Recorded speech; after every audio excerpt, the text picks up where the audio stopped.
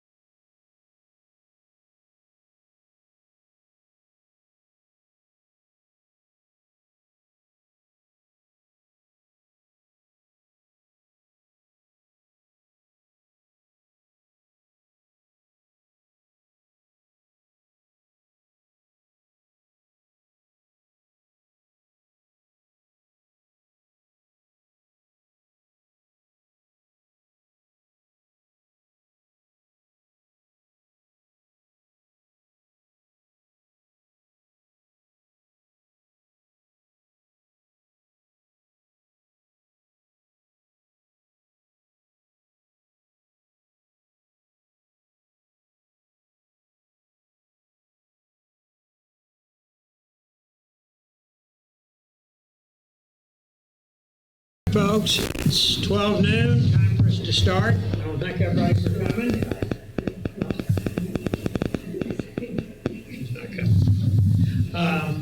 As this is the K-County OK2A meeting, one of the two we have here, also second Tuesday at Mary's Grill in Tonkawa. And so if you want to catch one halfway between this meeting and the next meeting here, it's every second Tuesday, 6 p.m. at Mary's. As always, we start off with a prayer, and I have my uncle-in-law here with us again, Mr. Harold Hembry. And if you wouldn't mind, could I get you to do our prayer for us? Y'all rise to the prayer, and then we'll do the pledge.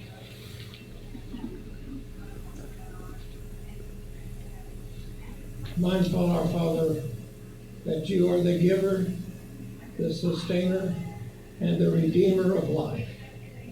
We pause to give thanks for life in this day and in this land. We thank you for your abiding presence in our lives.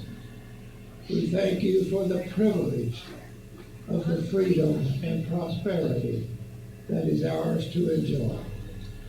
We ask now your blessings upon us as we gather. Strengthen us through this association together and use us in your service. In Jesus' name, amen. Amen. Amen. Thank you, Harold. Jim, could I get you to lead us in the pledge? Salute. Pledge allegiance to the flag of the United States of America and to the republic for which it stands, one nation, under God, indivisible, with liberty and justice for all. Amen. All right, let's see here. And a couple of real quick introductions. As always, Stephen Phipps is our AV guy. He takes care of everything I get here. He has the sign put up and everything. God bless him. And, oh, here we go. There's a sign-in sheet on the table over there. If you would sign in, we'd appreciate it. Okay. Let's see. Then we have at the back table, Dr. Glenn Coe, and he's got all kinds of sign-up gear back there. If you want to join OK2A, if you want to join the Ponca City Rifle and Pistol Club, which is probably the best deal in the state on a range to use your firearms.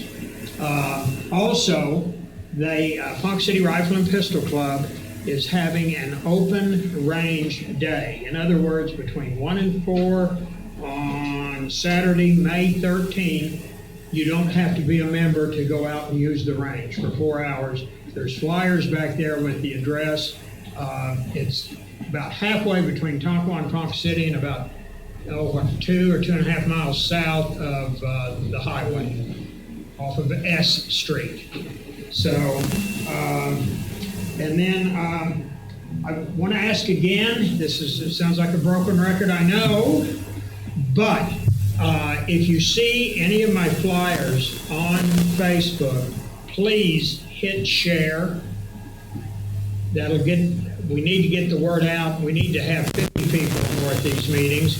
So if you would, instead of hitting like, which a lot of people do, please just hit share, and that will help spread the word.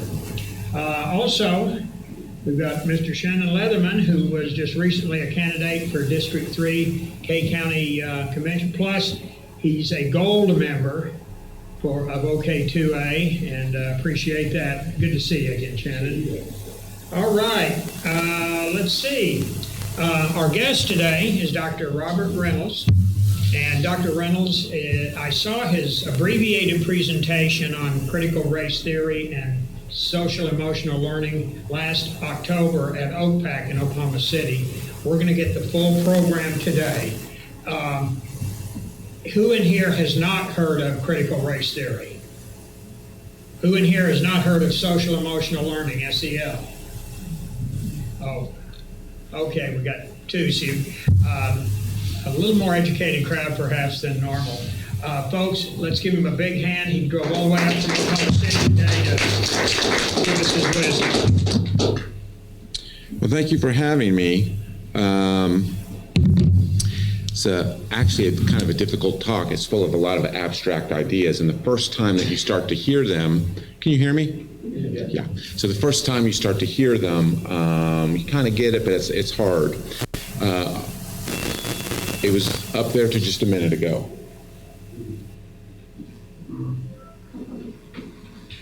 So a lot of changes in our society are happening, and they strike you as very odd, and you're right to push back.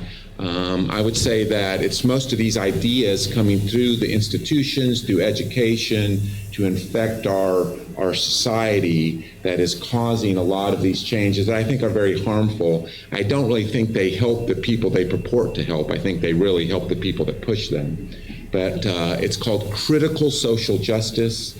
So social justice would be a fair society. So we're all for social justice because that just means a fair society. But critical social justice is a very specific thing.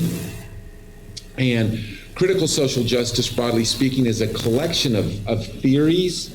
They're all the same theory. They're just applied to different topics. So the top one, CRT, is critical race theory. Gender theory is the same thing for male, female, or male, masculine, female, feminine, and trans. Queer theory is the same thing for normal versus not normal. Ableism is disability versus not being disabled, and then fast studies. They're all the same theory. They're just applied to different topics. So I'm going to try to explain these theories to you, and I kind of jump back and forth between them. Most of it at the beginning is about gender because it's actually easier to understand, and then at the end it's a little bit more about race. And then the final bullet point there is diversity, equity, inclusion, transformational SEL, cultural competence, and many other good words are really the way that they sell these ideas. So then when you speak against them, they go, well, you're not for diversity, you're not for inclusion, right? And so they use these when you see these programs, 95 out of 100 times they're selling these ideas, which are very political and damaging. So if you look at the top there's a definition of critical race theory. There are multiple definitions, so you have to be careful. But critical race theory is a broadly revolutionary and broadly neo-Marxist mode of activism. So the first thing about these programs is they're half theory, half education. They're half activism. They're there to change your organization into a political organization of the left. And then I underlined the two blue parts. The fundamental organizing principle of society is systemic racism. So critical race theory says that the West, America, Oklahoma, was founded with one principle, and that is to privilege white people over black people. That is the fundamental organizing principle of this society. And then the second blue part that's underlined is that we are preserving the social structures that advantage whites over people of color. And everything that we're doing all of the time is to maintain that privilege, that society that privileges whites over blacks. It's quite a miraculous claim, right, that everything we do is to maintain this. About halfway through the talk, I think you'll see how they see it. Okay, so then gender theory is going to be the same thing for male over female, or male masculine over trans and queer, etc. Right, so that definition just gets replicated. So the first principle of these theories is that we can't know the truth about anything, that the human mind is isolated from truth. So there's a picture of us with the big question mark on our chest. Our identity is not tied to anything material or spiritual. We can't know who we really are. Okay? And then there's the world's, so we are not really male or female. We are not masculine or feminine, or beautiful or not beautiful, or young or old, or white or black. We can't know our true identity. Okay? And then there's the world swirling around us, and we can't know the truth about it either. Now, these are sociology theories, so they're very interested in a social structure. So the fundamental principle is we can't know what a fair social system would be.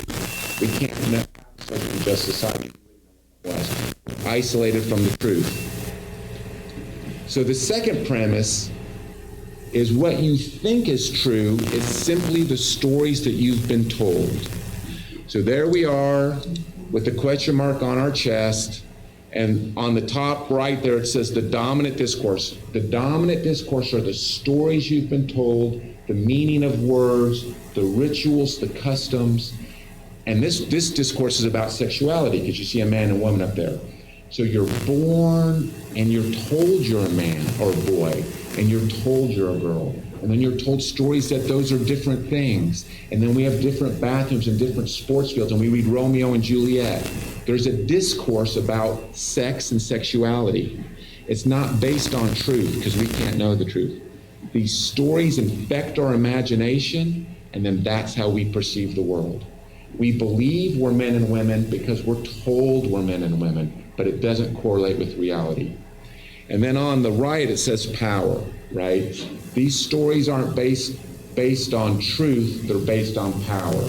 The upper echelon of society, white men, control the discourse. They control how we talk about everything, to control our society. So what our society really is a system to keep white men in power. So this is, he's going to push play back there. This highlights the first two slides. This is a minute-and-a-half clip from a movie called What is a Woman? There's a man with a beard that's a conservative political activist that made the movie, and he's talking to a genders professor at the University of Tennessee, and they're talking about what is a woman. Talking about gender and sex, this is there. If we're talking about a trans woman has all of the male physical characteristics, so would that not be a male? Couldn't we plainly say this person is a male? Well, I guess it's like, why are you asking the question? I think I want to understand sort of why that's so important. So if someone tells Just you... to sort of understand reality, you know? Well, I mean, I think when someone tells you who they are, you should believe them. So if a person says that they're a woman or they're a man, then that's them telling you their gender is. I'm not so sure what social interactions would have to do with maleness or femaleness. That would I'm not even talking about social context. I'm just trying to start by getting to the truth, you know? Yeah, I mean, I'm really uncomfortable with that language of like getting to the truth. Again, in social life. Why is that uncomfortable? Because it sounds actually deeply transphobic to me. And if you keep probing, we're going to stop the interview. If I probe about what the truth is? You keep invoking the word truth, which is condescending and rude. I'm saying to you... How is the word truth condescending and rude? Why don't you tell me what your truth is, and you're walking on 30 seconds more of the nights before I get up. What my truth is? Well, I don't think I really have a truth. I think that there's just the truth, like the reality. And so we should begin by trying to figure out what the reality is. So it clearly highlights the first slide. The genders professor doesn't believe in truth. I mean, he just says, I mean, truth? What are you talking about? Right? So that's clear that these theories are based on it. It highlights that point. The second point is a little bit harder, but The man with the beard, the conservative guy, has a discourse that you're familiar with. Well, let's get to the truth. I'm going to tell you what you think. You're going to tell me what I think. We're going to argue with reason, logic, and facts, and we're going to try to get you one truth, the truth.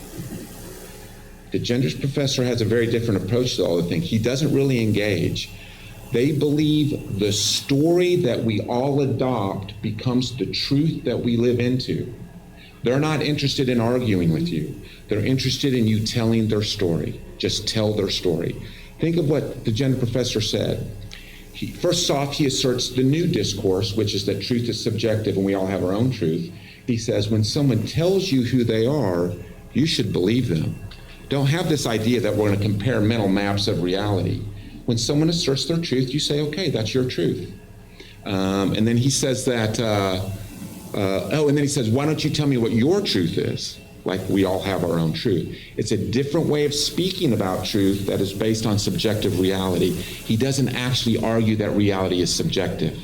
He just tries to control the discourse. And then he tries to discredit the other discourse, right? Truth, your language is very upsetting to me. Stop saying it. It's upsetting. And Matt Walsh goes, the truth? And he goes, it's rude. You're being rude. Stop it. Saying that there's truth, it's transphobic. You're killing trans people. Stop it. Saying that there's truth. And then he never argues back. He goes, if you continue to say the old discourse of the West, I'm going to leave. Right? He doesn't engage and argue. He just tries to control what it's allowable to say. And then if you can't control it, he does. And then he leaves. Then he'll pick a venue where he can control what is said. And folks, let's hold our questions till the end, so we don't interrupt you. That's all right. So the next video is from the same movie. It's about a 20-second clip, and it's a bunch of young people who are speaking the new discourse, and that we all have our own reality, and it's nonsense. They don't realize what they're saying. They haven't had a formal discussion about subjective and objective reality and how would you know and the pros and cons. They're just speaking the new discourse. Talking about There you go. No. Hey, let me see if I push play what it does. There we go. It's going. I can do it from here. I feel a certain way, then obviously you can't tell me I don't feel that way. But just because I feel that way doesn't mean that it's true. I mean, if it's your reality, if it's your reality, it should be like none of my business. So we all have our own realities. What if I said, I want you to say that it's true that I'm a woman? Would you say that? I would also say that. If you want. Yeah. I honestly don't care. Like, whatever makes you happy. What's true to you can be false to me. So like, it's not. What if I said that it's true? My truth is that you don't exist.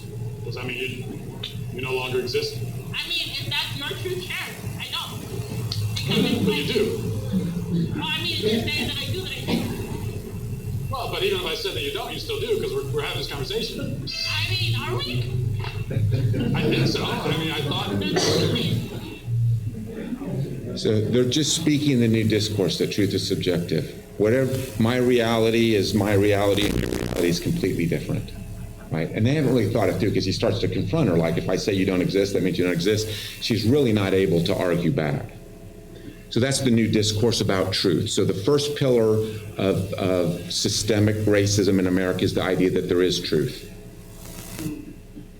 So I have teenage kids, and so I try to explain this to them. So the first point of this slide is that these identities are socially constructed. Being male and female is just a story. It's socially constructed, and then you live into it. Male, masculine, thin, fat, beautiful, not beautiful. Our identities in these theories are socially constructed by power. So in the top right there, as we face the screen, is a Wookiee. That's a Wookiee in the little guy's imagination. Now, where did a Wookiee come from? It came from George Lucas's imagination. And he told a story about Star Wars, and there was a Wookiee in it, Chewbacca. And that infected our imaginations, and now we know what a Wookiee is. And then he made up the word Wookiee. So if I said there's a Wookiee in the parking lot, I mean, you would know there's not really a Wookiee in the parking lot, because part of the discourse is that they don't exist. But you would know what to go look for. A Wookiee is socially constructed, right? It's in George Lucas's imagination. He tells a story. It's now in your imagination. So there I am, right? And I was told to the slide to the left with the man, the bust of the man in the top. I was told a story that I was a man because I have an X and a Y chromosome, and I have testosterone, and I have certain parts that are different than the girl parts.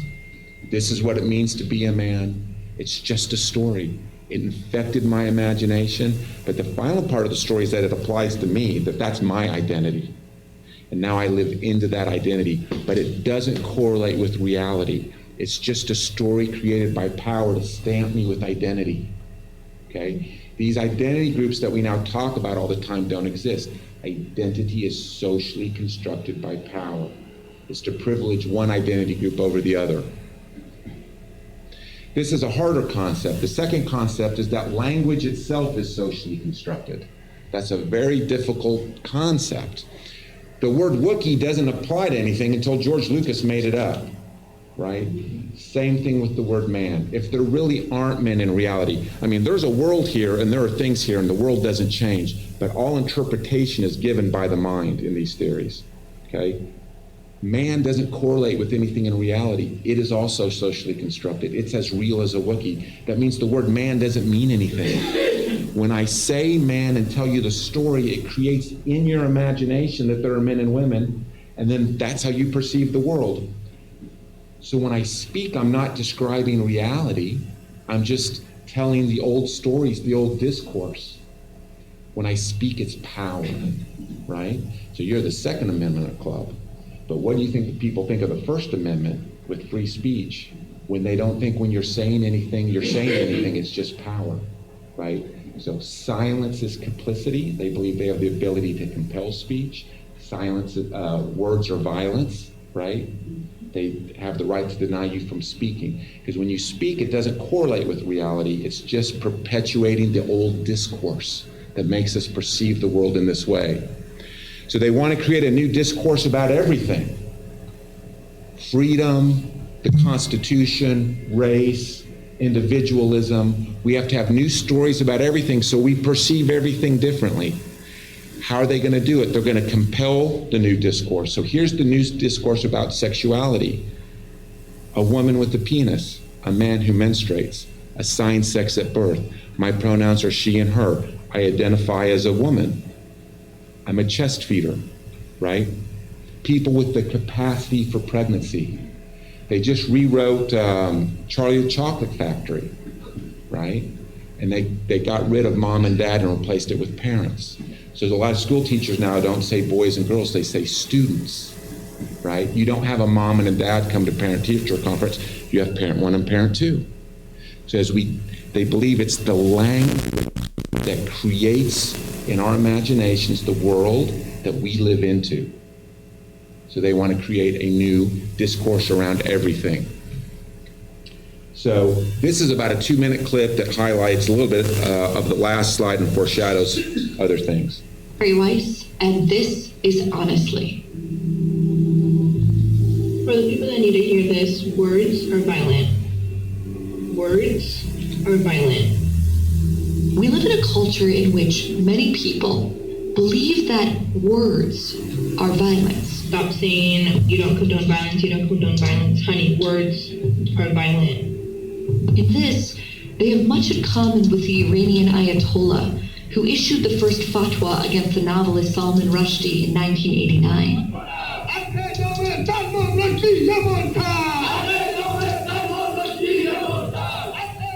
And also with Hadi Matar, the 24-year-old who, a few days ago, appears to have fulfilled the Supreme Leader's command. This was the scene shortly before 11 a.m., right after the moment a man was tackled after allegedly stabbing Salman Rushdie on stage. When he rushed a stage in Western New York and stabbed Rushdie in the neck.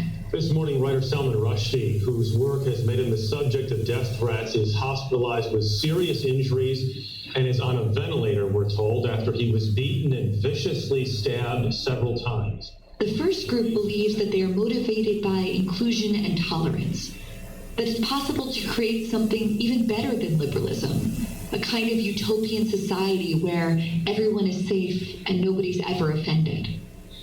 The second we all recognize as religious fanatics. but actually the two groups are deeply connected. It is the indulgence and cowardice of the words or violence crowd that has empowered the second and allowed us to reach this moment when a fanatic jumps on the stage of a literary conference with a knife in his hand and plunges it into one of the bravest writers alive.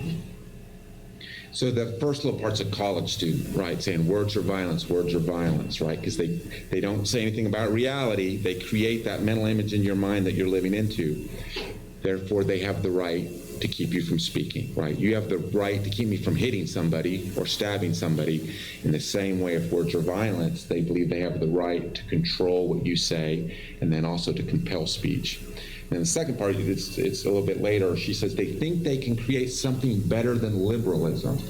So there's conservative and liberal in a political sense in America, but our social system is based on philosophical liberalism, which is the idea that you're an individual.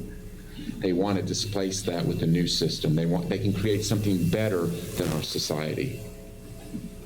So I'm a physician. The AMA is completely woke.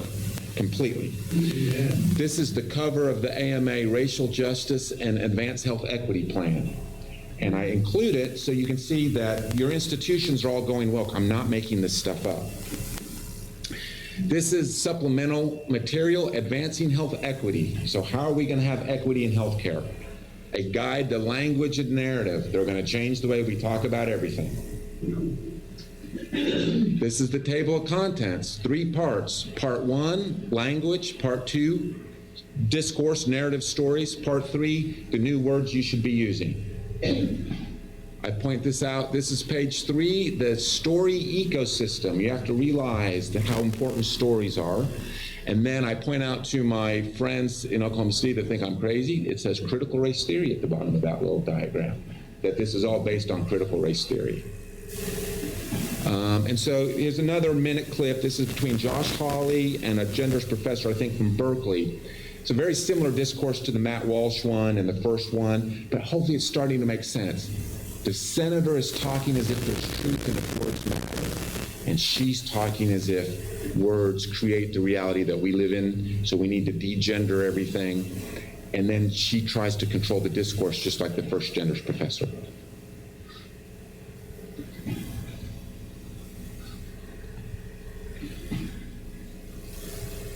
Mr. Bridges, you said several times, you've used a phrase, I want to make sure I understand what you mean by it. You've referred to people with a capacity for pregnancy. Would that be women? Many women, cis women have the capacity for pregnancy. Many cis women do not have the capacity for pregnancy. There are also trans men who are capable of pregnancy, as well as non-binary people who are capable of pregnancy. So this isn't really a women's rights issue. We can recognize that this impacts women while also recognizing that it impacts other groups. Those things are not mutually exclusive, Senator Hawley. Oh, so your view is that the core of this right then is about what? So I want to recognize that your line of questioning is transphobic, and it opens up trans people to violence by not recognizing that. Wow, you're saying that I'm opening up people to violence by asking whether or not women are the folks who can have pregnancies? So I want to note that 1 out of 5 transgender persons have attempted suicide. So I think it's important because of my line of questioning? So we can't talk about it? Because denying that trans people exist and pretending not to know that they exist. I'm denying that trans people exist by asking you if you're talking about women having pregnancies? Do you believe that men can get pregnant?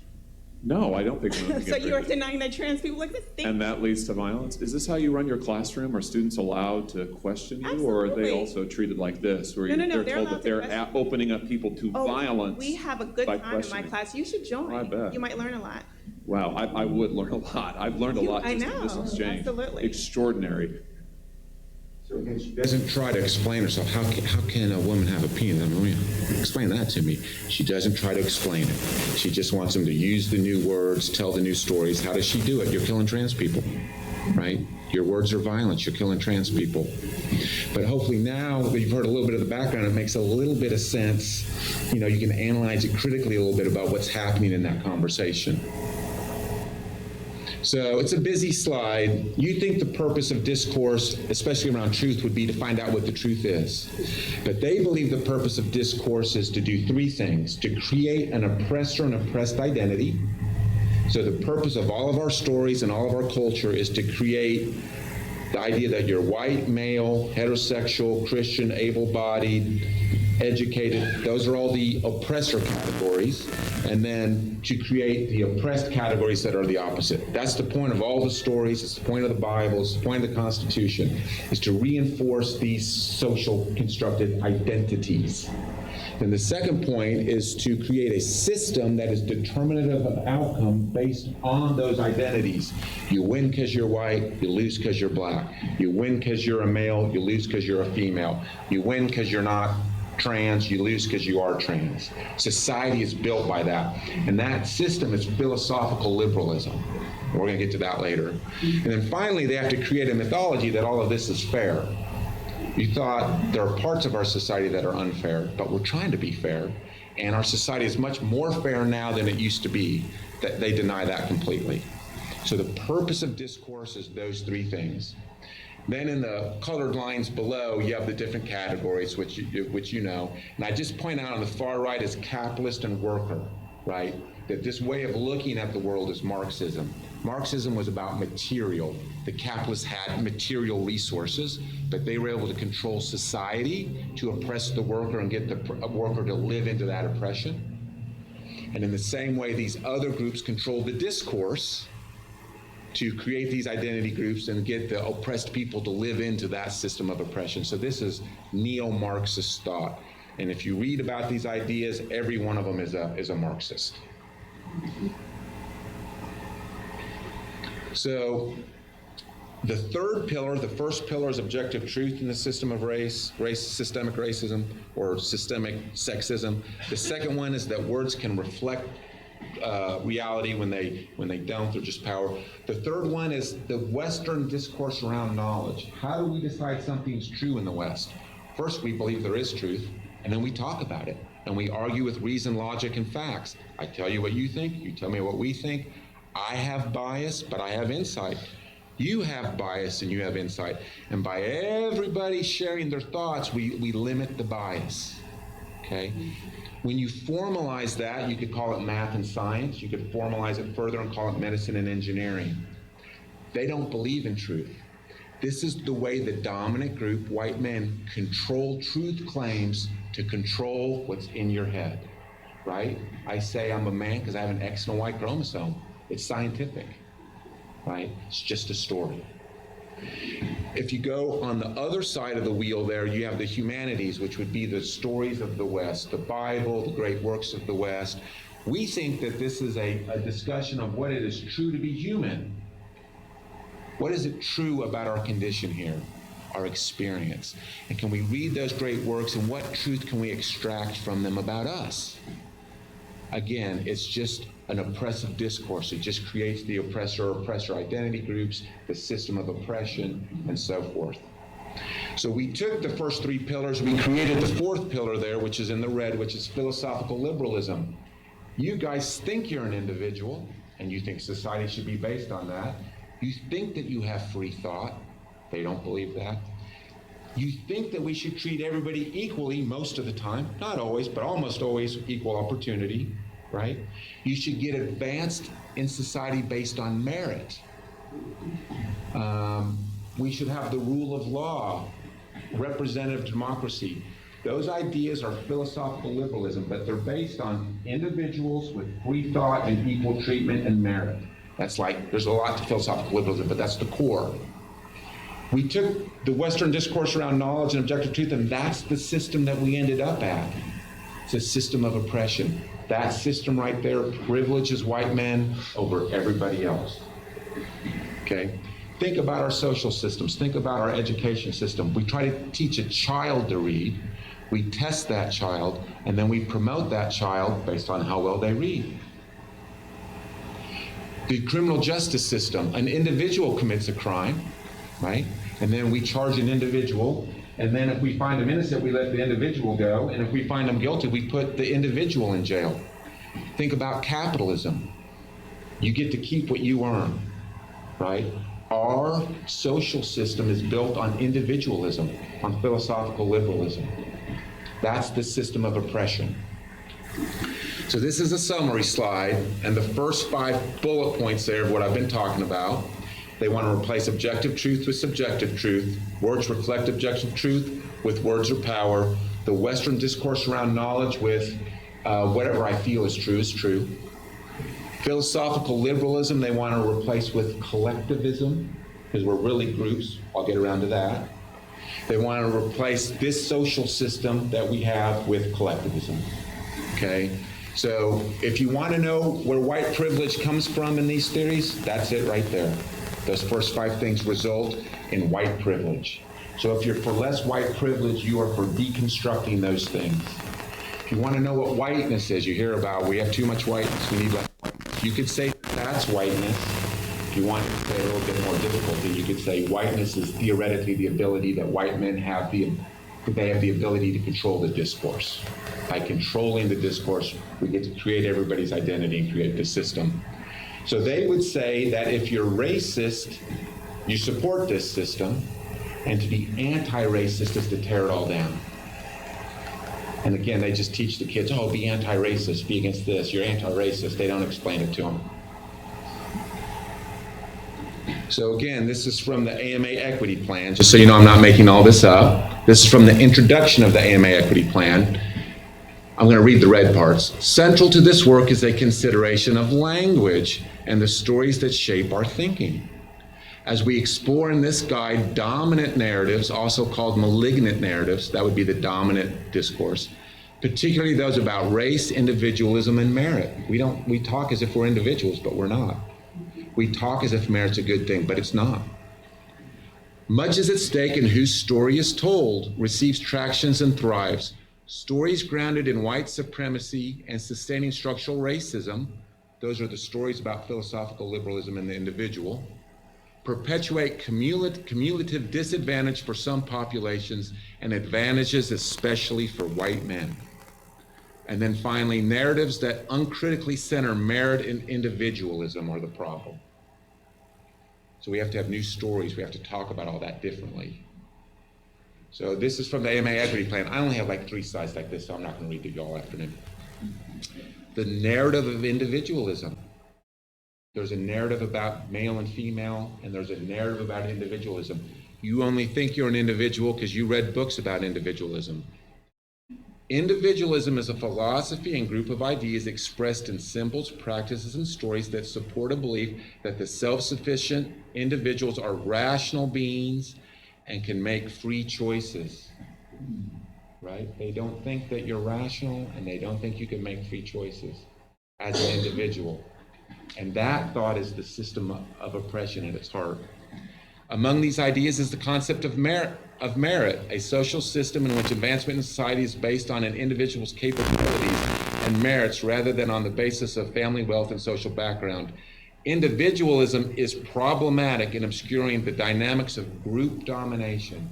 What our society really is not a collection of individuals, it's a collection of groups with the oppressor groups dominating the oppressed groups. That's really what society is. I'm going to skip that slide for time. You guys get it. It's kind of an interesting slide. It's a Calvin Klein ad from 1992 and 2022. And as we look at it, I want you to think about, is there truth or is truth constructed by power? So it just depends how you view the world. I believe in truth. So I believe the slide on the left makes sense and the slide on the right is a bit kooky. But from their perspective, the slide on the left is oppressive and the slide on the right is liberating. So what does this discourse say about men and women? The slide on the left says men and women are different things. It shows them with different bodies. It depicts them as different. I think that's true, that men and women are different things, right? They say that's just a story. That's a dominant, malignant narrative. If you look at the slide on the right, it looks kooky to me, but it shows the men and women as having the same body. She has her right hand strategically placed to hide anything that might tell that they aren't exactly the same, right? So you only think men and women are different because you were shown pictures that they were different. You were told stories they were different. So they see the story on your right as liberating. It's liberating you from the idea that you're male or female, and now you can be whatever you want to be, right? You can be non-binary. What does it say about beauty? You could argue that Kate Moss is too skinny, and you could argue that we create beauty standards for women that are not attainable. Right now, it's very round to be beautiful as a woman, and back then it was to be very skinny. But I would argue that it is beautiful to be young, it is beautiful to be healthy, it is beautiful to have symmetric features, right? And so the picture on the left is they're beautiful. Or it's just a story that that's what beautiful is. So now it's an oppressive narrative. So now the picture on your right is two people that are overweight and just kind of standing there. But it's just a story what beauty is. So now you're liberated from your notions of what is beautiful, right? And then finally, what does it say about masculinity, right? Mark Wahlberg there looks like he's kind of protecting her. He's got a serious look. Men are 40% stronger than women on average. It might be normal male behavior at times to be protective of women. That might be healthy masculinity, right? Or that's an oppressive, that's toxic masculinity because it tells a story that we're different things. So you go to the left, and what's the man doing? He's hiding behind her. They teach young boys to be masculine or to be strong or be protective. That's an oppressive story that you've been told, right? So it just depends on how you see the world. So we believe in truth, so the picture on your left makes sense, and the picture on the right is kooky. But they see the picture on the right as liberating. I'm going to skip that Those are so... for time. Oh, I was supposed to tell you what you're going to see. But you guys see what that is, right? That's a guy with a worker, right? It's a man's face with a cap on it. I messed this up. My wife added these slides last week. Now I'm going to show you another slide. It's of a dog eating a bone.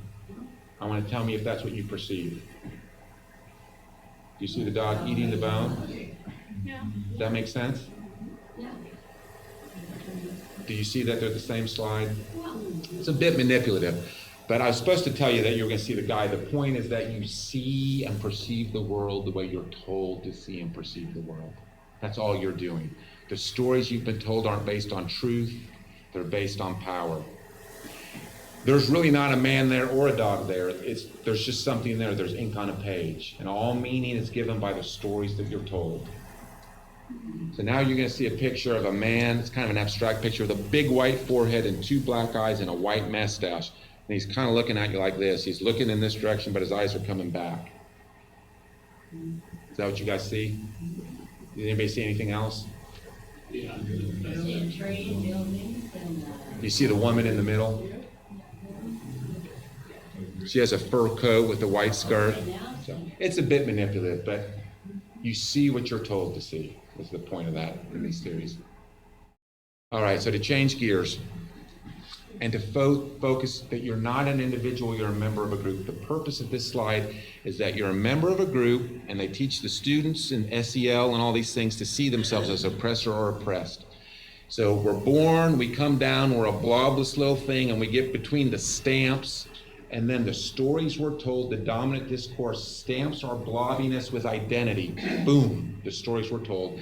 And then we're shot off into the tube, and we join the top column, which are the oppressor groups, or the bottom row, which is the oppressed groups.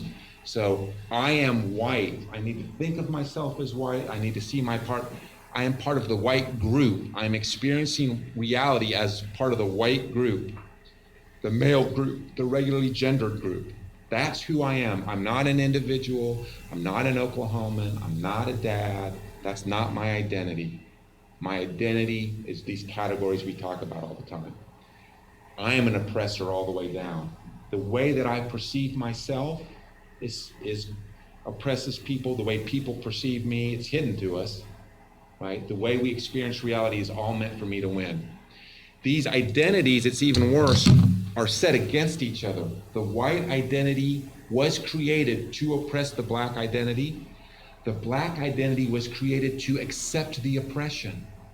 The male identity was created to oppress the female identity, and in this version of reality, the female identity was built to accept the oppression until you're woke, right? Until you become aware of the systems of oppression. It's a very pessimistic way of looking at the world. So I have a couple slides on it. You can't, in DEI and SEL teaches the kids not to think of themselves as individuals. You're a member of a group. You're part of a dominant group or an oppressed group.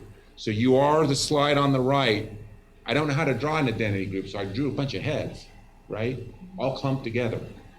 Because that's what you are. You're a socially constructed oppressor identity group or a socially constructed oppressed identity group. That's what you are. Specifically is what you're not what's on the left, which is two individual heads. You don't have free thought. That's not what you are.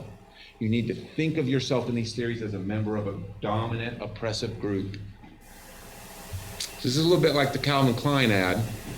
On the left is Michelangelo's David. You guys see? That's a discourse of the West. That's an icon of Western civilization. And on the left is the AMA, cover of the AMA Equity Plan. Michelangelo sculpted an individual with individual features because in the West, that's how we perceive ourselves. We all think we're an individual, okay? Look at the face of the people on the AMA Equity Plan. They don't have individual features because in the new discourse, we're not individuals. The new way we're going to speak and think about people is you're a member of a group. You're not an individual. So they always show people in groups, and they almost always show them without individual features. That is a beautiful male body that David has, right? It's part of his identity. Look at their bodies. They're all the same. Your body has nothing to do with your identity. You get to pick and be whatever you want to be. It's a false idea that your body is tied to your identity. Gender, I don't know that he says anything about gender. Their gender is just a matter of hairstyle. If I wore a blonde wig today, then I'm a woman, right? It's just a matter of, I can just choose my gender. And then most importantly, again, and this gets to the system, in the West, we believe as individuals that we have power over our lives, that I can think for myself, I can make my own decisions, I can live my life for what I want to, and then I can work towards that goal, and then I have a large degree of responsibility for what happens to me, right? That I have power. He's three-dimensional. He's walking forward in the world. That's the discourse part of the discourse of the West. Look at them. They're two-dimensional. It's as if they've been stamped.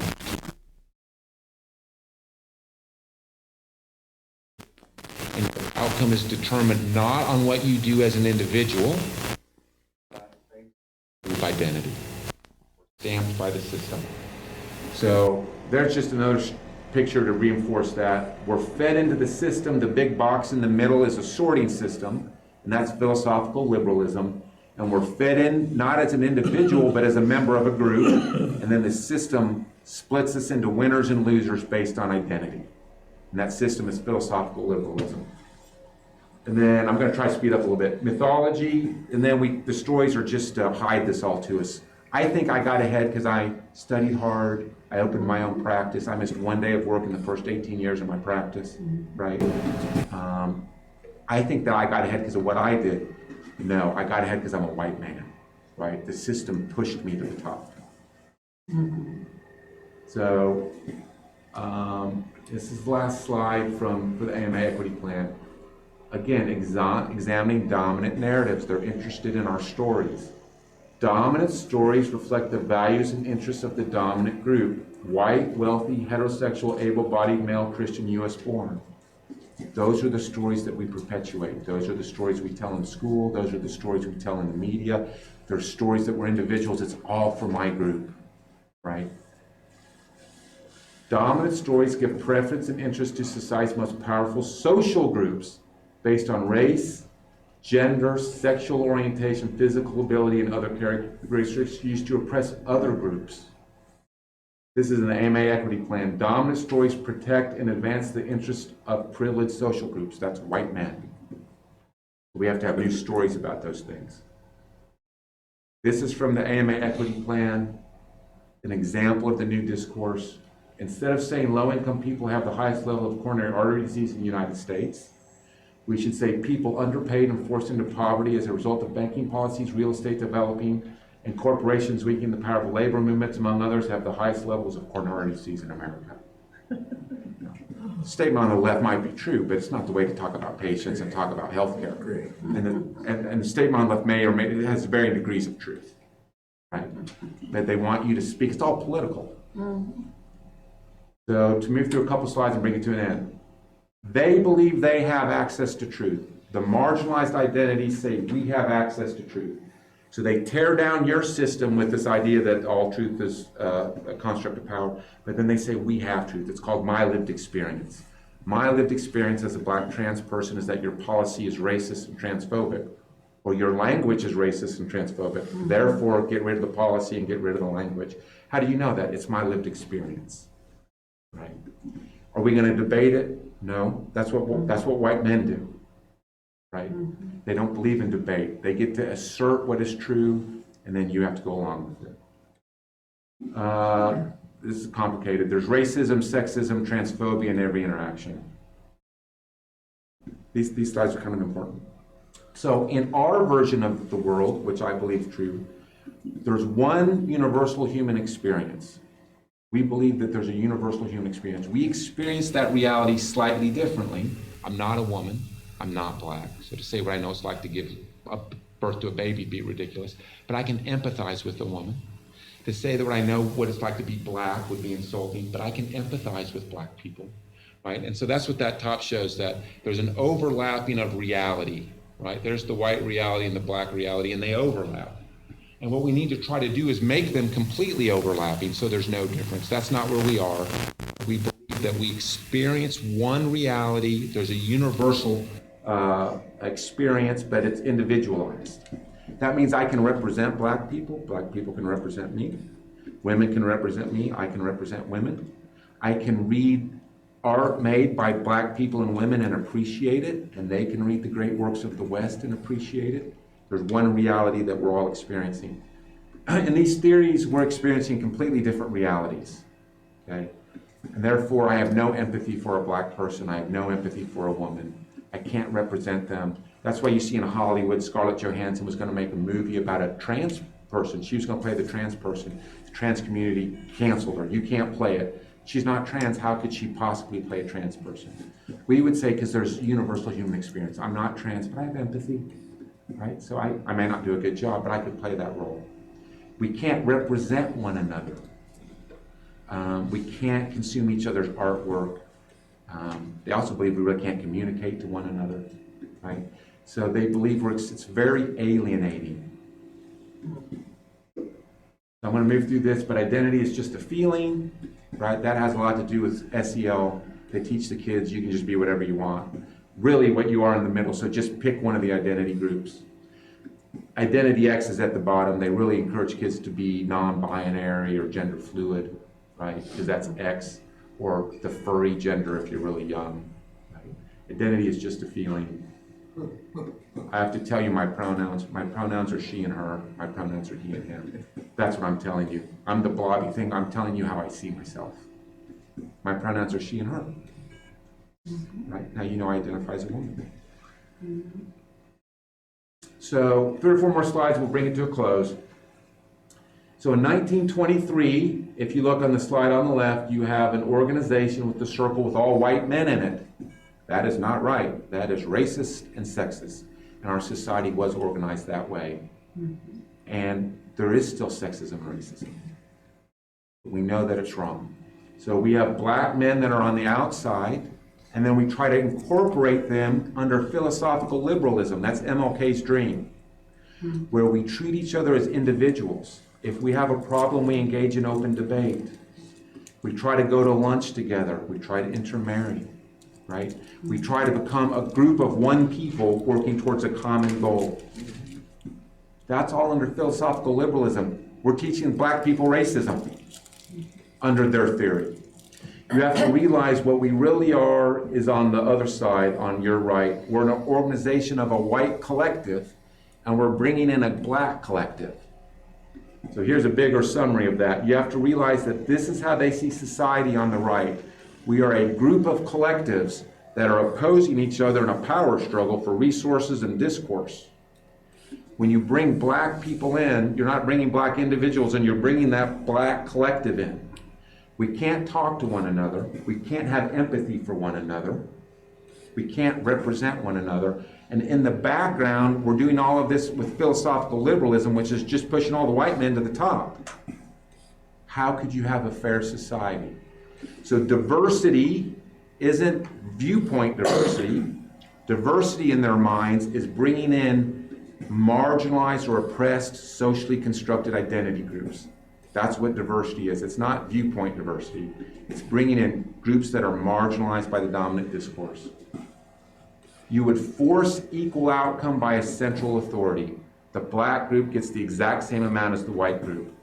If Oklahoma is 13% of doctors, if black people are 13% of people in Oklahoma, they will be 13% of the medical school class. They will be 13% of the teachers. Trans people are 1% of the population, they're less than that. They will be 1% of doctors. They will be 1% of teachers. They will be 1% of people represented in the movies. You force equal outcome by a central authority. It's the only equitable thing to do.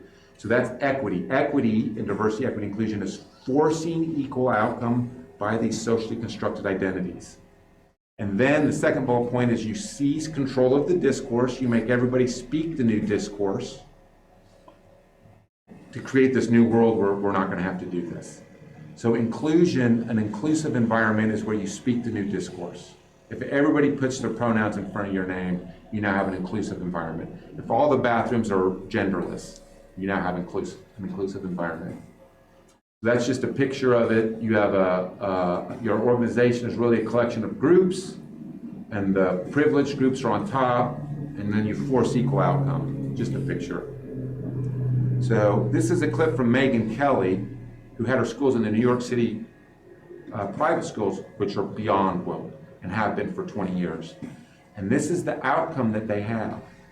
This is the outcome that is intended by your DEI and social emotional learning curriculum. We're focused on race with the young kids, K through 12, the most progressive place you can go in terms of educating your kid.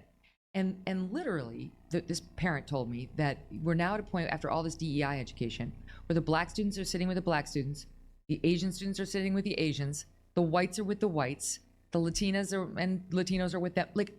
I'm like, what's happening? This is, the young people are choosing to sort of join these affinity groups that cross over into their real lives. Whereas the older people are like, what's going on? You're all segregating yourselves. The plan of DEI is to teach our children to segregate themselves into these groups and then pass out resources. So this poor lady was a DEI professor at a private school in Boston that got fired. She went and told them what she was going to do. What she's going to do is create these affinity groups. They're going to create a black identity and a white identity, and then they're going to pass out resources based on that. And then she had a conference with all the parents watching where she told them what she was going to do, and then they fired her. But I would argue they shouldn't have fired her. That's what they hired her to do. Some of my takeaways of the event are that BIPOC spaces are sacred. And if you provide the space for the students to grow, they will form deeper community and deeper bonds. And then more important, it's necessary for BIPOC students to have space away from white gaze, and that it is absolutely okay to give Black and brown children something that you're not giving white children, because the white children are fine.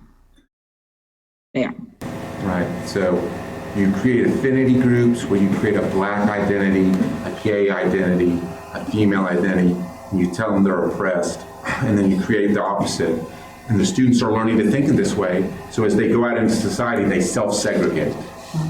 And then you allocate resources based on those groups. So again, this is in Denver. I'm almost done. Denver City Council, this is from the fall, allocated $2 million to get homeless people off the streets, but it's only for Black, trans, and women. So most homeless people have mental issue problems, they're schizophrenics, most of them are drug addicted. So you go up to a guy and you say, we've got money to help get you off the street, how do you identify? And he says, I identify as a white male, and they step over him. Right? We should allocate resources not on individual need, that's philosophical liberalism. We should allocate resources to make the groups equal. So I'm going to skip a couple of these last slides to bring it home. Inclusion is just the way they control the discourse. You can't say that, that's a microaggression. You can't say that, that's hate speech. We're going to decolonize the curriculum. You get rid of all the old books and you bring in all the new books, right? Inclusion is just how they control the curriculum or control the discourse.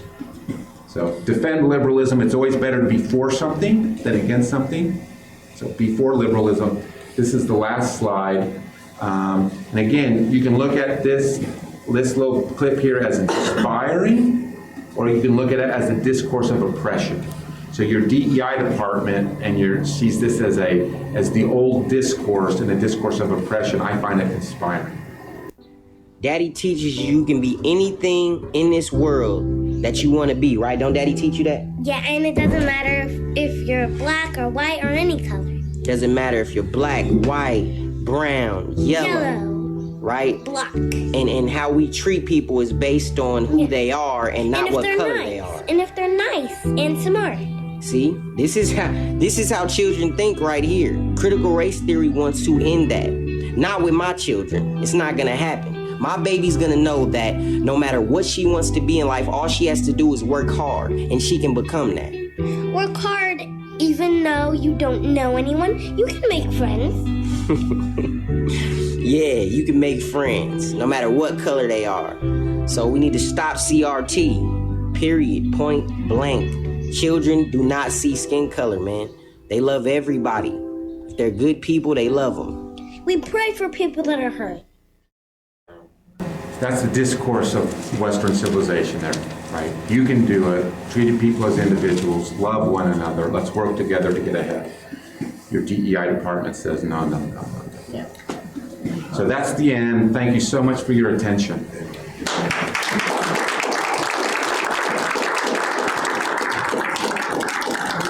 Some questions? Oh, yeah, take questions. And I'd be happy to come back. I'm really interested in giving the talk to people who disagree with me. I know that this is a favorable audience. But if you could ever get me in front of people that were on the other side, I would love to come give this to them and have a healthy, Conversation. Yeah. Do you have any questions? Just one thing. Between me and John, we contacted 3 members of the Tonkawa School Board. And they all said that they would be here, and none of them are here. And I did my best. I went. You can tell them I come give it to 3 of them personally. Okay, fair enough. Now, everybody remember, when we do it on questions, one at a time, raise your hand when you're called on, and then get right to your question. That way everybody will have time to answer questions. You want to call on them, or you want me to do it? I'll call them. Okay. I want to know how close this thinking is to Hitler's training. I don't know if I can answer that, but it's very much more like Mao, right? A cultural revolution. You teach the young people to revolt against the ideas of the West. And certainly that's related to Hitler as well. So that's an excellent question. But whether you're related to Hitler or Mao, It's hard to determine yeah, but I think it's more of a cultural revolution. A lot of the Chinese immigrants are like, we've seen this before. And we brought a speaker, a pediatrician in from Spokane, Washington that spoke at OPAC. I don't know if you saw her. And that's her theory, that what we're undergoing is the beginning of a cultural revolution. This really came to light last summer. I was with my granddaughter, and we just had a conversation about men can't have babies. Oh, Grandma, they can too. I said, no, honey, they can't. I don't know. They didn't teach that in school. How did they find that out if they're not? I don't believe they taught that over at Mayfair schools. Yeah, probably. So I understand. There are a lot of schools it is taught. Absolutely. Now, your school's a rural school in Oklahoma, so it may not have been taught. It absolutely is taught in many schools and more all the time. They get it through the iPhone and social media. And I think we have to have a big conversation about, like, we need the American College of Pediatrics to say your child shouldn't have a cell phone until they're 18, or they shouldn't have social media until they're 18. So my kids, we talk about this a lot, and so they're, cross your fingers, She says that if she clicks on anything related to gender on TikTok, she'll get 3 or 4 recommendations, and they're all how being trans is great, and how happy they all are, and how it solved all their problems. So I think a lot of it's coming through their phone. They're so happy to have a high suicide rate. Yeah. And they blame that on us. Yeah. And then you want to be for transgendered people, but against gender ideology, which is this idea that reality is socially constructed. So I can be what I can just choose. Yeah, throughout your presentation, you said they. First question I have is, who are they? Number 2, how did they get the power? And number 3, how do you fight they? I would say they are the proponents of this theory, and conservatives have not done a good job in the universities, and we go to work and we make money and we kind of don't pay attention to the culture. So starting in the 80s and 90s, and certainly the first decade of this thing, the people that are proponents of this took over the humanities, and they took over the teacher colleges. Teacher colleges are exceptionally woke. I don't know, this is a year or 2 ago, OU hired 5 new faculty members in the teachers college. I think 2 did their PhD in critical theory, critical race theory. 1 did it in gender theory. 1 was a PE teacher and 1 was a science teacher. So of the 5 hires, 3 were clearly proponents of this way of thinking. And so they go, again, we get things later here in Oklahoma, but this has been the dominant ideology in the major universities on the East and West Coast for 20, 25 years now. You guys know the flap with Bud Light, right? So the young woman that did it's 38, and if you hear her talk, she's like, we need to have representation, and we need to see other people represented. And so I would say they took over the universities, and they took over so, I mean, OU has a big DEI department, and OU has a class, I believe, that's mandated on cultural competence. And the OU Business College just hired a DEI administrator, and he says we're going to have DEI in every class. And conservatives left the university because it wasn't friendly, and they should have stayed and fought. And we're in a mess now. Did I answer your question? Yeah, I mean, that's my perception of what's happening. But for them to take over like that, them, I'm putting in the left, the liberalistic approach, that had to be a planned excursion. Who planned it, and is it group driven? Who is in the group driving the group? One individual, so we can assassinate. Yeah. So the intellectual leaders, every intellectual leader has someone who inspired them, so you can go all the way back. But in the 60s, the Soviet Union fell. Well, it's fell in the 90s, but it came out in the 60s and the 50s that Stalin had murdered millions of people, and to be a socialist was no longer possible, right? So this is all driven by socialism. And so there are critical theorists. There's a field of philosophy called critical theory of social thought. And they said what we need to do is not sell it between capitalist and worker, because it appears that capitalism works. It stabilizes the middle class. It raises the wages of the working class. We need to sell it through the ghetto population. That's their term, right? Black people are still disenfranchised, especially in the 60s. We need to sell it through sexual minorities because they're disenfranchised by the dominant culture, especially in the 60s. We need to sell it to liberal white kids on college campuses because they love this. And those radicals in the 60s and 70s that were defeated with Nixon, and I read about those things, infiltrated the universities. And they just set to work repopulating the universities. Maybe that's my theory. I don't know. Yeah, no, I just try to figure out how the hell it happened. I don't know, you personally don't know anything about you, but I see this whole thing as spiritual in nature, spiritually driven evil versus good.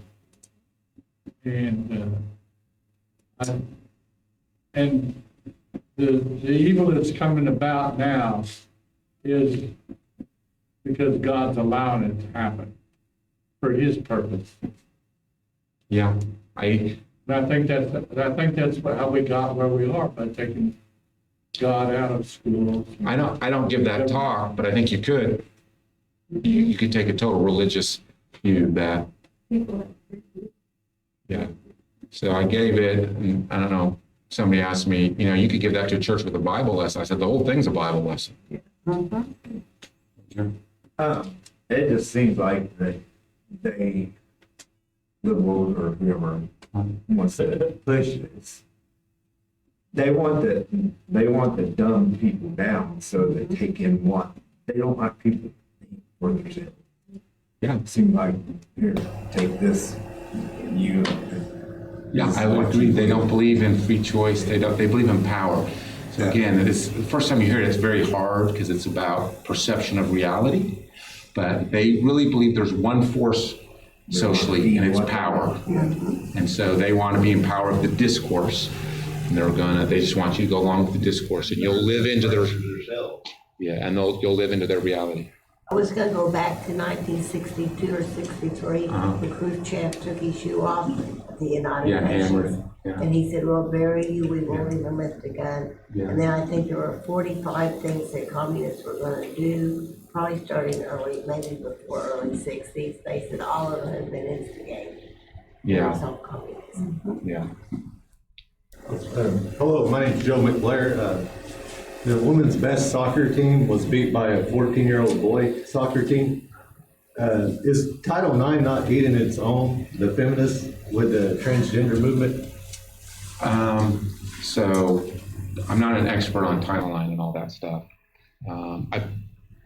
The Biden administration just proposed rule changes, or they enacted rule changes, that a university or institution that takes federal money can't discriminate against transgendered people, with the concept that if I say I'm a woman, I get to go out for the women's team. So I would agree with your premise. So I said yes. As I understood your premise and question, I think the answer is yes. And so, women and men are 40% stronger. And to your point, the U.S. national team was the best team in the world probably at the time. And they lost to a group of 15-year-old boys from just Dallas. So you took all the best women's players from the whole country. They played an elite team from Dallas and lost by a couple goals, right? And 15-year-old boys are a long way from being men. Well, it seems like, throughout history. Could you speak up so everyone can hear? Okay. It seems like throughout history, we repeat ourselves. But I had the fortunate thing happen to me. My parents moved to a place called Robbins, Illinois. That was an integrated neighborhood. And we had white neighbors, black neighbors, and Indian neighbors. And we didn't know who was black and who was white. And my best friend Louis, with his blue eyes, brown hair, and his sister, who was biracial, they were the two most beautiful kids that you ever saw. We would say, who are these white and black people? And we loved each other, and it was 1952, 1953. What's your question? Well, I'm saying that all this stuff, I know better, that people are evil because of our experience. But this stuff in the 60s that they saying, I heard back in the 60s, like, it's your world. And I even had an argument with people when Nixon donated for sickle cell anemia. People tell me that it was a plot. I say, no, sickle cell anemia for black people have been around a long time. We're getting out in the weeds here. We don't do that in my meetings. My point is this is what we hear. And it's going on in Oklahoma. We have to speak up. Exactly. That's exactly right. That's one of the reasons Robert has put this program together, is to wake people up. Because I have done some studying on this, but I never looked at it from the more or less philosophical view. And it brings it all kind of together for me. But the plan in the short term is to resegregate society. Exactly. And then have the government allocate resources. and power over the discourse. Who all do you present this program to? I'll present to anybody. I mean, you go to teachers meetings? I've or been you- to Woodward, Oklahoma, and Norman, Oklahoma, and CPAC in Oklahoma City, and I gave it to the preacher at our church. I'm going to give it to the administrators at our school, and I've given it in Ponca City now, and I gave it to Moms of Liberty in Tulsa. But like I said, I don't know that I would come back to Ponca City to give it to 3 people, but I would come back to Ponca City to give it to 3 members of the school board. That's who contacted. Yeah, I would. One of them, a newly elected lady who is, and so in fact, she's the reason I first heard about SEL 2 years ago. She's in Oklahoma City today for the state training for new school board members, or she would be here. But I'm going to send her the link. She definitely wants to see it. So I'd come sit down with them. I'd come sit down with them on a Saturday. Okay, I'll spread the word, John. Spread the word. What happens when you do this presentation to a group that is predominantly they?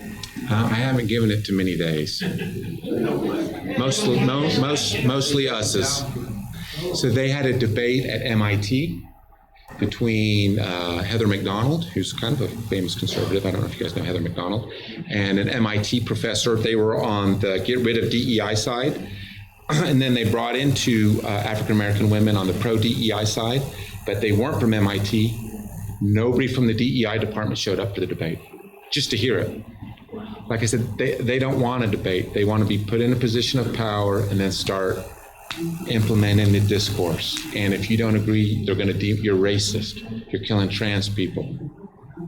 And then most people, it's wrong to be racist. It's wrong to be a bigot. So people back down. I'm pretty aggressive in these discussions. Whenever I get into one and there's they and me, pretty aggressive.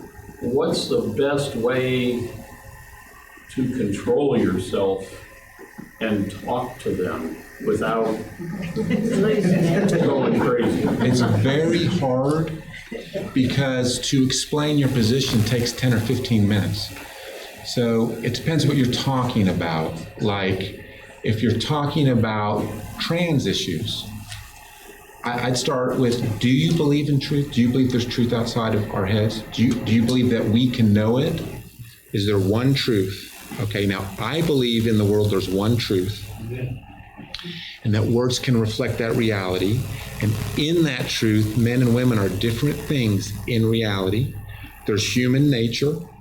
There's a masculine human nature and a feminine human nature. It may not fit for everybody, and for the people it doesn't fit for, we need to treat them with dignity and respect, and we haven't always done that, right? But the solution to that isn't to deconstruct the idea that there are men and women and force people into this new language and have women showering with men and men showering with women, and especially at 15, 16, 17, at any age, but especially at that age, right? Yeah. And so that's really what we're arguing about. That first slide is ultimately we are arguing about, is there truth and does language reflect truth? Do you believe that? And then if you believe that, explain to me how a woman can have a penis. Now, we can go along with it to be polite, but in reality, we're just talking reality now. Yeah. I hate to get into the weeds like Terry says, but to me, the common thread from all of this is the whole philosophy of whatever you want to call them. They used to be Democrats, socialists, communists, is class warfare, turn us against each other, and that's the whole purpose of the transgender and the CRT and the racism. It's just to try to get us to turn against each other. Yes. Robert, excuse me, this is Alan Jewell. He is our OK2A coordinator for Grant and Alfalfa counties. They meet in Medford. Yeah. And he's also the retired chief of police in Medford. So just so you know who. So it's called conflict theory. So Marxism is conflict theory. You pit the proletariat or the worker against the capitalist, and you make the worker or proletariat a revolutionary to tear everything down so you can rebuild it in their image. So you pit the black community against the white community. You pit the transgender community against the regularly gendered community. It's their ability to get everybody all riled up. So the University of Michigan, I believe, studies their DEI program. To their credit, they publish the results. So if you look at the amount of time that white kids and black kids interact, it goes down every year at the University of Michigan since 2016. I believe that's true. And if you measure the racial harmony or the racial environment, it gets worse every year because these dynamics are working underneath the curriculum. I was the superintendent secretary for years. And this was already going on way back there. I don't have anything against the Indians, but the Indian tribes made sure the Indian children had more at school, which was fine. But I saw this progressing through 30 years of working in the school, of how they separated already. They were trying to separate us. And I don't know. It's just been going on longer than we've actually thought. Yeah. I just gonna come in. When you ask people what a man is and what a woman is, they say they don't know. But how can you trans into another sex if you know you're a man transferring into a woman? Yeah. They have to know that that's a woman. So how can you trans from what? What are you trans? If I say I want to trans into a man, they'll tell me, wait a minute, y'all wait a minute. But when does logic have anything to do with their arguments? Their arguments are completely illogical and fantasy. So most, I would say, liberals don't understand any of this and they're just kind of going along with it. So I think if you explain it to most liberals, like, oh, I don't know that I believe all of that. The hardcore people believe it. They don't believe in open debate, truth, and logic. And they say the tools of the slave master will never dismantle the slave master's house. And the tools they're referring to are reason and logic and facts. It's that built this society, objective truth and the discourse around knowledge. It's not going to dismantle this society, it's just going to perpetuate it. And it's a Leah Thomas on the swim team, isn't that a white man? Yeah, Leah Thomas. As a trans woman. So, yeah, he's a white man. Letting them oppress, I thought they were oppressed. Some of the states have passed some laws, though, that I think Oklahoma, have they passed that law? Where they can't, yeah, I think males cannot participate in female sports? Yeah, and then they're suing the Biden administration for the new rule. So now the federal government has said that you have to let them, I could be wrong, right? The federal government, Biden administration, I said this week, issued Title IX, that you have to let the trans men compete against the biologic women. And if you don't, we're pulling your federal funds. We're pulling your federal, I think, I don't want to be, No, that is what. And so the state of Oklahoma is suing them. The State Board of Education has issued a letter, probably to the Attorney General, saying you need to sue the Biden administration. Thursday evening, I was at the Lions Den meeting, about 120 people in Edmond, and the speaker was Ryan Walters, our new, thank God, State Superintendent of Education. And he said specifically that that's exactly what they're doing. They are informing the federal government that if they try and enforce it here, they will be sued. Now, I also asked him what kind of cooperation he was getting from our new Attorney General, and he shot arrows at me out of his eyes, and everybody in the group laughed. But he gave a good political answer, and basically what he said is he's going to fight whoever he has to fight to fix this. So, excuse me for jumping in, but the reason that they're insistent about that is think about the discourse. If you have different bathrooms for trans people and you have different athletic fields, what are you saying? You're saying that men and women are real things. Right? Yeah. So it punctures the narrative, right? So the narrative has to be complete. The narrative is just as the stories, it's the bathrooms, it's the cultures, it's the rituals. What's your take on what I believe anyway is, if you go back to the last 5 or 6 years, the whole BLM movement starting in St. Louis and everything, and then we all know what happened to the national riot. with the BML movement, BLM. And as soon as that died, as soon as Biden was elected and that died, here comes transgenderism. And now today, transgenderism is the forest fire. How did, I mean, what's your position? How did that happen that socially we went from a race-based to a sex-based argument? I don't know the answer to your question, but I think that the transgender issue is, and again, I have patients who are transgender, and it's very difficult. And so we need to have sympathy for people who are transgender and try to accommodate them. But most of the transgender patients I have are older men. They're not under a delusion that they're women. They want to present as a woman. They want to feel like a woman, but they don't actually, like they wouldn't go out for the women's soccer team, right? They would know that would be right. So we want to be very respectful of the transgender community. It's hard to be transgender. A lot of them suffer a lot.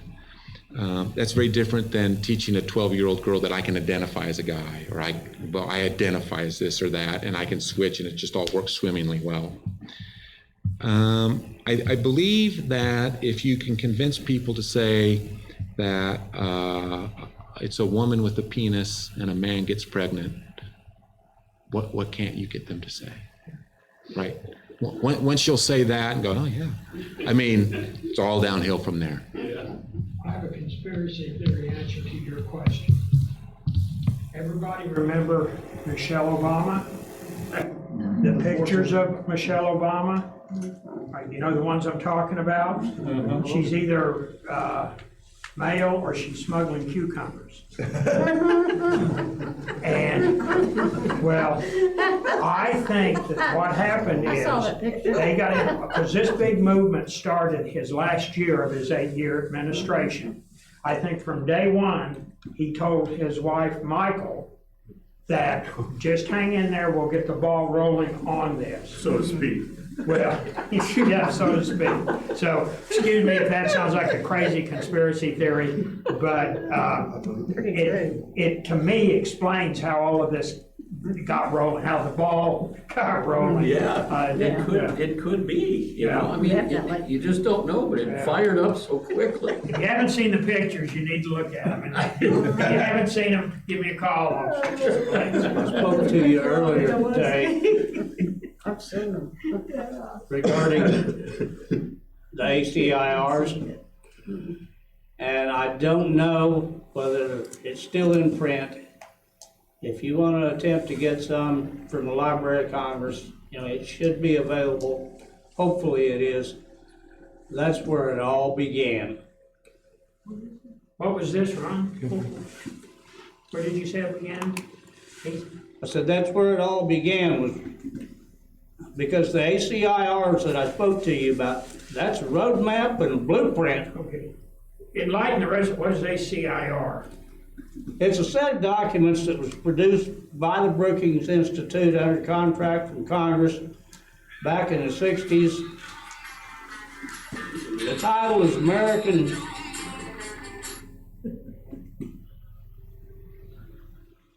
Okay, well, but anyway, yeah, on the intergovernmental, intergovernmental regulation. Anyway, it's all out there. I had a set. I put them up. I can't find them.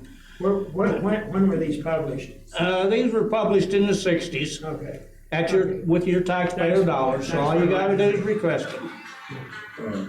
What may happen to the BLM movement is police color and all of them buying these free multi-million-dollar homes and road track. Well, they were up for taxes because no matter between good friends and enemies, California wanted their taxes. And Patrice Cullors said she didn't know how that happened. And then all of a sudden you didn't hear them anymore. They started laying low. Yeah. Okay, folks, we've got time for 2 more questions. Do we have 2 more questions? Yes. Just an observation, I can't help but think it's not a coincidence that all this transgender stuff came up when, who controls the narrative when the supposed 2020 elections happened and left-wing media and the White House, all this is sort of, I don't think it's a coincidence. This has been brought to the forefront. Yeah.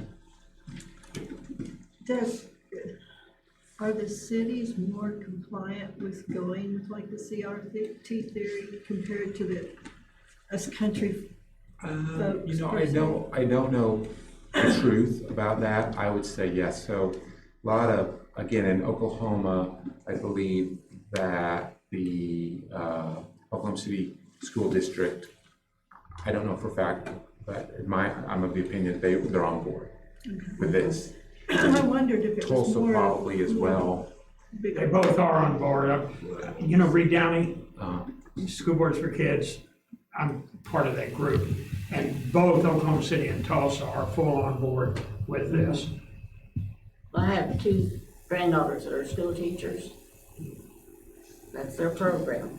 Yeah. Where did they teach? One in Craig and one in Oklahoma City. And do they teach it? Well, I imagine they do. I can't convince them differently. No. Okay. Yeah, see, that's what's scary. I thank the Lord every day. He let me get to 75 before things got this messed up. So, I think I have to go, but thank you so much for your attention.